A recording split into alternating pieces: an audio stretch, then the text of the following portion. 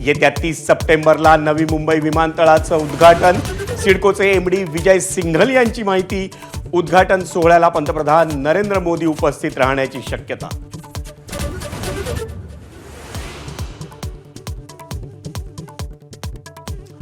राज्य परिवहन विभागाकडून ई बाईक टॅक्सीच्या भाड्याचे दर निश्चित. 1.5 किलोमीटरसाठी 15 रुपये तर पुढील प्रत्येक किलोमीटरसाठी 10 रुपये 27 पैसे भाडं आकारणार.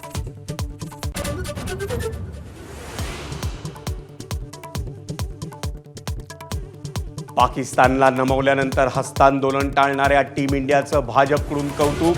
तर भारतानं आशिया चषक स्पर्धा जिंकल्यास ट्रॉफी एसीसी अध्यक्ष नक्वी यांच्या हातून स्वीकारणार की नाही असा सवाल उपस्थित.